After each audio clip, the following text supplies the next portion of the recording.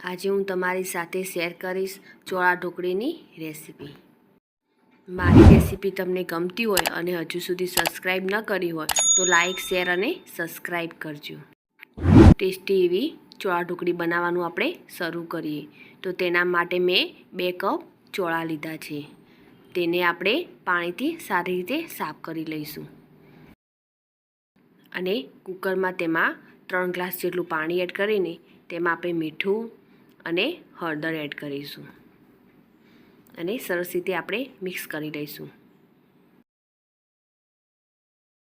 હવે આપણે 5 થી 6 વિસલ વગાડી લઈશું।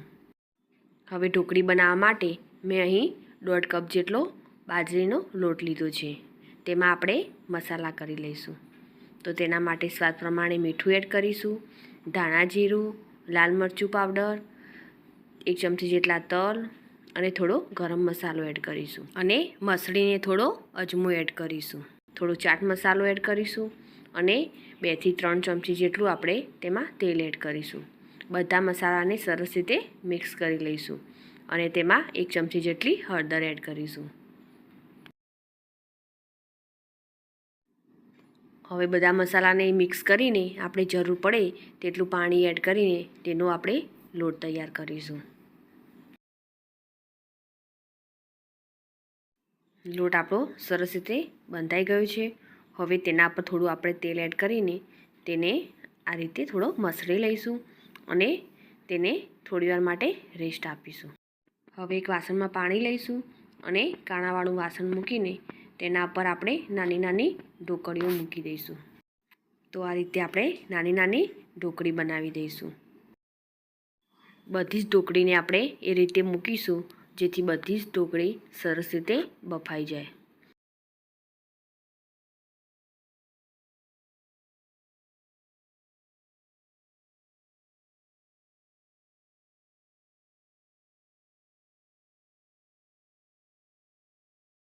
આ રીતે આપણે બધી જ ઢોકળીને ગોઠવી દઈશું।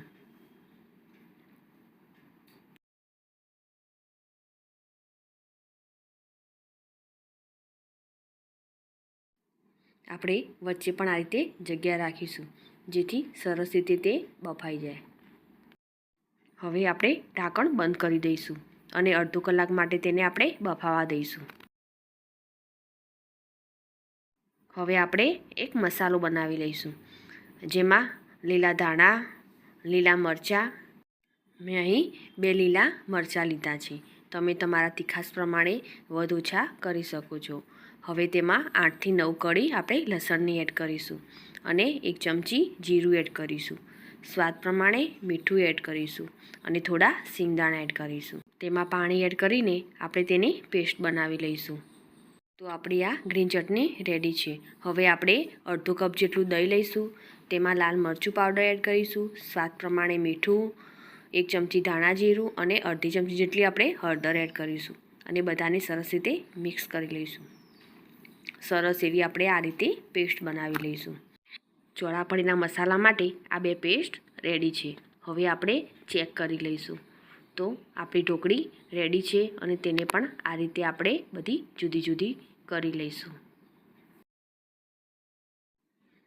હવે ચોળાને પણ આપણે ચેક કરી લઈશું। સરસ એવા ચોળા બફાઈ ગયા છે। હવે એક પેન લઈશું, તેમાં થોડી રાઈ એડ કરીશું, તેમાં જીરું એડ કરીશું અને ચપટી હિંગ એડ કરીશું।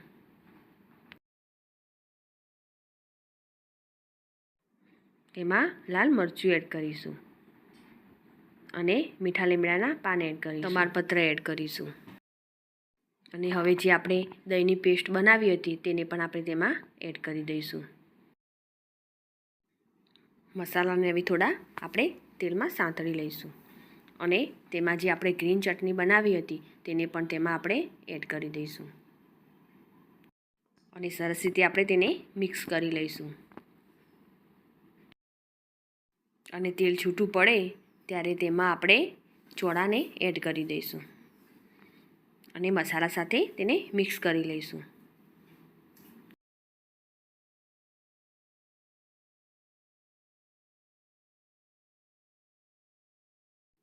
તેમાં આપણે 1 ગ્લાસ જેટલું પાણી એડ કરીશું. પાણી એડ કર્યા પછી આપણે સરસ રીતે મિક્સ કરી લઈશું અને તેમાં આપણે જે ઢોકળી બનાવી હતી તેને તેમાં આપણે એડ કરી દઈશું અને ઢોકળીને પણ ચોળા સાથે મિક્સ કરી લઈશું.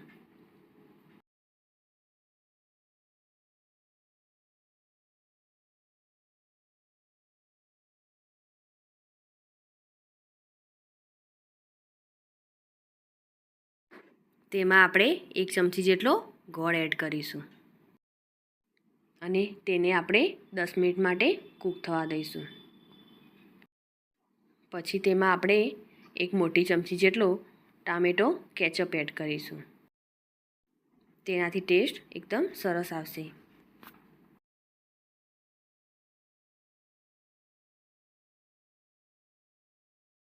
હવે બધા મસાલાને આપણે સરસ રીતે મિક્સ કરી લઈશું અને ઢોકળી આપણી સરસ રીતે કૂક થઈ ગઈ છે.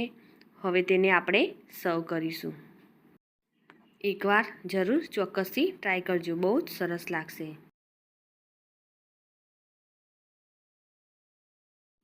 તેના ઉપર આપણે ધાણાથી ગાર્નિશ કરીશું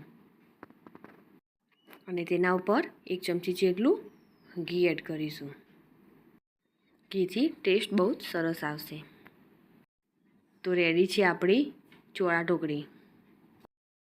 મારી આ રેસીપી તમને ગમી હોય તો લાઈક કરી અને શેર કરજો.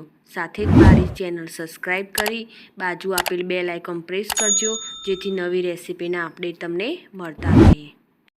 ફરી મળીશું નવી રેસીપીના સાથે.